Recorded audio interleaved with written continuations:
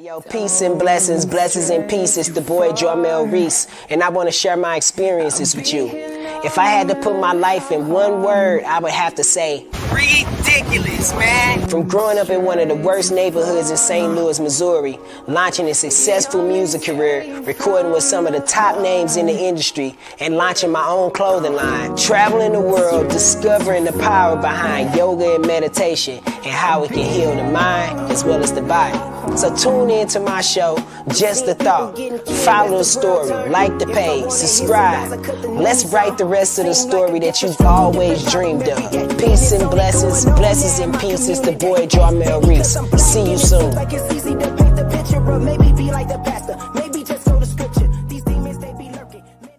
Peace and blessings, blessings and peace. It's your boy Jarmel Reese, man, and we are back with another show of Just a Thought. And I have co-hosts now, man. We are rebranding the show and have new co-hosts. And man, I'm so excited to be able to be back with you guys, bringing more information. And I don't know who to start with, so you guys can be able to start and introduce yourself. Look at you, they're so nice. They want to introduce themselves. Like you go. All right, my Jesna, you go ahead, go. Hi, I'm my Jesna Foster. I am a personal coach, which means I assist with sexology, which I have the sex talk with adults and children. I assist with people's marketing, e-commerce. So if you got anything to sell or to brand and you don't know how to do that, I can help with leads and all that. Also, the most thing that's touching to me, mental health. Yay. So I help with mental health. Come on, let's go. A little bit about me. Let's go. Thank let's you go. for And allowing me here today. no doubt, man. Thank you for being here with us today. You know what I mean? Like, she's being very modest or whatever about what Completely. You know what I mean? She's trying to act all nervous today. But I got somebody else. I know she's not going to act nervous. And please introduce yourself. Well, first of all, thanks for being here. Thanks for letting me join the conversation. This is going to be really fun. I'm excited.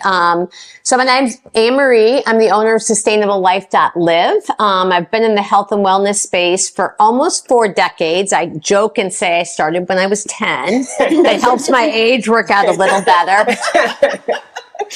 Yeah.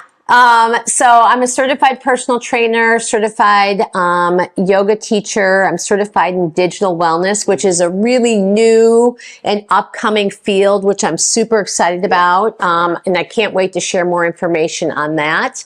And I am a certified wellness coach. Yeah. So a different space, but we talk a lot about social, emotional, and mental well-being, as well as physical and nutritional well-being, and just helping people find their pathway. Yeah. I think one thing we talk a lot about is so much information out there. And what we hope to do, I think, is point people towards a direction that feels right and organic to them. Absolutely. Yeah. Absolutely. And I mean, and that's why it's just a thought. You know what I mean? We just a thought. Yeah. We just want to be able to kind of like point people to those directions and like what those resources may be. Absolutely. And so, all of us have came together in a space of being able to try to be able to help people with mental health, people who have just, been physically abused or being treated in a different way, or just trying to be able to change a different thought or mentality, some of the things that we could do. I mean, what do you think is some of the things that we could be able to contribute to the world to be able to give people insight on? I think a lot overall. Like, I know for sure with things changing, like earlier we talked about how COVID was, right? Yeah. So just think about everything that happened with our children from their depressive state. They went from being outside in a world with people and peers to like computer. Like that is it. Yeah. Now when I'm back out and it's still like they're stuck. Yeah. In that still space of like electronics. Right. So trying to get people to see back to that one-on-one or like that person interaction. Sure. Human connectivity. Yeah. Try to get that back out how it was before. That would then start to help adjust like their mental health from a depressed state to back more, hopefully happier. Yeah. Yeah. Yeah. What you think, Ann? Yeah, I think it's hard. I think that one of the things, just in the space in general and the wellness space, is this idea that we're going to reach a pinnacle or we're going to reach a level and then we're there and then we're going to stay transfixed. Yeah. But I think one of the things we don't realize is that within any given day, within any hour, right, we can have a multitude of emotions. Yeah. And I think that some of it is just being aware that, you know, we were born with emotions for a reason, Absolutely. right? Absolutely. And we should be able to feel them, express them, and then acknowledge that they don't define who we are. That's it. Right? Like, just because I'm angry doesn't mean I'm an angry person. It Yeah. means I'm feeling angry. Yeah. Yeah. So I think that there's some confusion there with some of it. So I think that's important to kind of migrate our way through and kind of understand. And yeah, I think Yeah. that's it. Yeah, I What think- about you? No, seriously, it's more so like just piggybacking off of what you're saying with it's just building a self-image. Sure. I think more so we lack a self-image about ourselves. So soon as somebody tells us something that we don't even connect with, we're trying to connect with it. And again, I don't think our backgrounds or our baggage, whatever you want to call Our it, baggage. Our baggage. This is what it is. I don't think that they necessarily matter. And I think we're all really clear about that, is Yeah. that our story doesn't mean it's your story. No. And we're not telling you that because we navigated this way, this is the way you have to do it. But I do think there's some value in maybe sharing a little bit of who we are and where we came from. Yeah, for sure. So for me, I come from St. Louis, Missouri. Go Cardinals. Yes, go Cardinals all the time. Unless, of course, you're a Cubs fan. No. No, Cubs fans don't exist. That's not real. No offense, I'm being serious. But seriously, you're definitely going to always see me with a St. Louis hat on. If I Love it. I'm not wearing these hats. But also just coming from a very crazy environment. Yeah. I've seen just a lot of things that maybe as a kid that I shouldn't have been able to see. And it just molded me to be able to push further. Sure. I couldn't see outside of where I was being raised at, and I always knew that it was more, Right. but I didn't know what that looked like. And in my community, they tell you don't even take the steps forward to even see what that looks like. And so for me, I was starting to take these steps to go see what it looked like. And the people that in my community were like, what are you doing?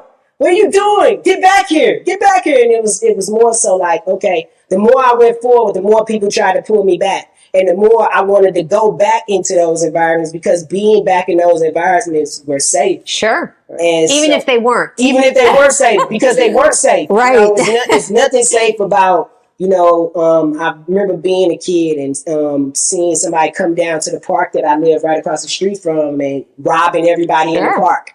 And we act like it's normal, that it doesn't affect us. And I had to learn on later on in life that trauma and traumatic experiences, it really affected me. Sure. It affected my anger. It affected the way that I talk to people. It affected the way that I even communicated with women on a certain level, because I was listening to the music. I was into rap music Right. and stuff like that. And I do music.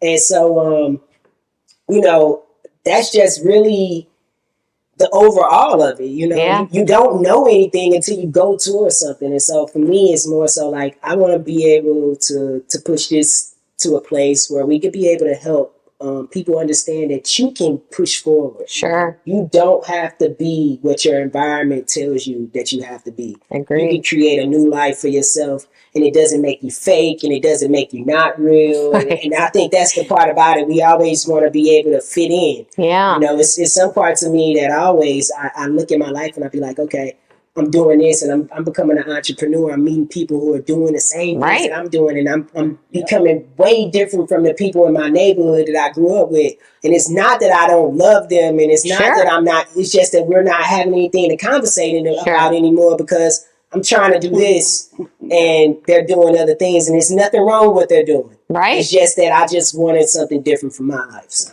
Absolutely. Yeah, so that's a little bit about my story, and why we're even here to have a thought about things. So, Absolutely. so What about you, Jesse? Yeah, So mine's a little different. So like my background, my mom's from Chicago, from the south side of Chicago. My dad's from Waukegan. So I from Waukegan because that's most of my childhood I can remember. Yeah. I come from a family of 4 siblings. I'm the third, 3 sisters, 3 girls and 1 boy. And it's kind of the same way, right? Being the one to try to do things different from what you've seen. I realize we all have that in common. Oh yeah, for sure. That's exactly Yeah. what I mean, right? Yeah, go ahead. Definitely different. Same kind of thing. Didn't really travel much with my mom. My grandma tried to show us different things, but it wasn't until I got into like my high school years, right? Enjoying ROTC. That's what got me to do more like exploring and travel and trying to like find yourself. Sure. Because I got 2 sisters who are older than me. Right. And I got a younger brother, so I'm in the middle. Right. I don't have like the close knit siblings. I'm kind of finding my own way. Sure. And at the same time, you go through your high school year or your education years, period, and you're being told that you're a slower learner or you can't do this or you can't do that. So now that's racking your brain of what you can't do, right? Yeah. Right? Yeah. So then how do you overcome it? Yeah. It's hard. You set those goals and you push through. So I think for me to get to this point of learning entrepreneurship, it really took a lot because you had to be your own cheerleader a lot of the time. Yeah. Because what they're telling your parent, you can't do, she won't be this, she won't be that. For you internalizing, well, for me, it's like, now I want to because you're telling me I can't do it. Yeah. I'm going to do everything you say I can't do. And it still feels like that even now. Sure. Because things changed over, the years. Yeah. And I didn't go back to what the norm would have been. So it's like, oh my God, well, you should get a job, or you should do this, or you should do that. And it's like, no, that ain't working for me. Yeah. I see a bigger picture here. Yeah. Then you have life, you get married, you have kids. Now you have that situation going on. So it comes with a lot, but yeah, I think that's the dope thing that does get us all here, being a difference out of our family, which is like crazy because none of us know each other in the same age group or even the same place. I know. It's crazy, right? So yeah, it's very cool to talk about our experiences and not feel like we're being judged. Yeah. Exactly. Yeah. So what about you, Ann? Yeah. So I didn't realize we both grew up with some learning challenges too, which is super interesting. I mean, I would say I probably had, what people would consider a very, normal, average, Norman Rockwell childhood. And I'm super grateful for the experiences that I did have. I did get to travel and see some incredible places. It's how I realized I was way more comfortable being outdoors, either in the middle of nowhere or in a big bustling city, which both places you can be alone, by the way. All the time. So I'm super grateful for that. I always felt like a square peg, trying to fit in. I didn't really look like my siblings.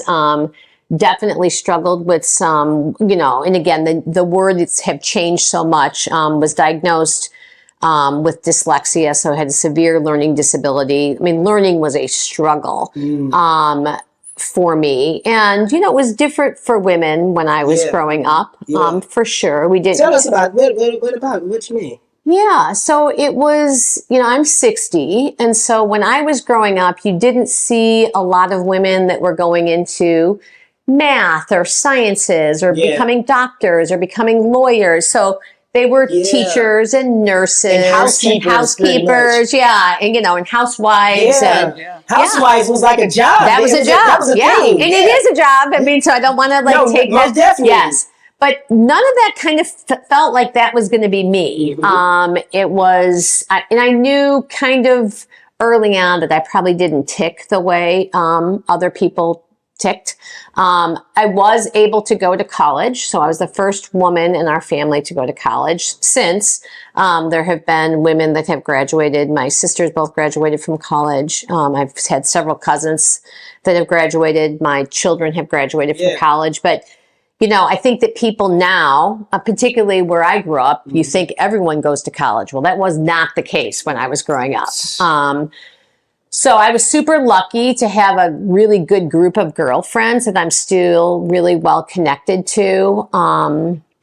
But it, you know, it was different. I looked different than other people I grew up around. My lifestyle's a little different. I work full time. You know, I do have children, and I raise children, obviously with help. You can't work full time and raise children without some help. Absolutely. You know, but I had a pretty incredible village. I felt super lucky. I raised my kids in the city of Chicago. That was an amazing experience that I am forever grateful for. I had an incredible community there, which again, I'm super blessed. It was a lot of, you know, job sharing as far as getting kids to and from places. And so I'm forever grateful for that and for the resources those friends and that community gave me. And I think that for me, what I wanted in particular for the clients that I work with and for my kids is I wanted them to be able to feel safe trying things on, whether it's a personality or trying a job on or trying an experience on and not being judged and not being, you know, because you didn't look the same or you don't look the same and being celebrated. I think we spend so much time celebrating people for success. Like, instead of celebrating people for just trying and failing. And failing. that part. Yes, I know. People have to fail. Completely. And it's not a negative thing. 100%. I think it goes back to just a little bit. We're all in the same room where we're talking about, you know, what we were told about ourselves at school. Sure. And so school can create a self-image for you that can be either positive or negative. If someone tells you that you have dyslexia, you have a slower learning curve, you have a slower learning. I've been told that. I was told the same thing at school. And it was like, what? How am I? It's nothing. I never felt anything was wrong with me. I definitely felt there was something wrong with me. But that's the thing. Until they tell you. When they point you out and be like, okay, something wrong with you. You didn't know until they told you. Yeah. And that's the thing about it, is like, yo, you get to that place where it's like somebody tells you something's wrong, and then you're like, but I think that's what led us all here, because we may have took the initial, but it was like, no. Yeah. I don't receive what it is that you're trying to give to me. I think I'm this person, and it's pushed us here to be right here to be able to try to be able to help others to be able to understand that same thing. Well, you know what we were all able to do, and then we'll save this because I know we're going to sign off here. We'll save this for the next part. What we were all able to do, which no one has said, we were all able to set boundaries and accept boundaries from others. That's the difference. That's it. So let's save that for the second episode. Let's get it. So, man, this was great. This is the intro for us to be able to introduce ourselves, so we could be able to. I just wanted to bring these beautiful women into the fold, and just their conversation of what we're going to be doing and how we're going to just explode and come into your living rooms. You know what I mean? Absolutely. Thank you again. We'll be back next week with another show of Just a Thought. So peace and blessings and peace. It's the boy Jarmel Reese. We'll be back next week. Peace. How was it? Just a thought, baby. Yeah. And don't stray too far. It's coming.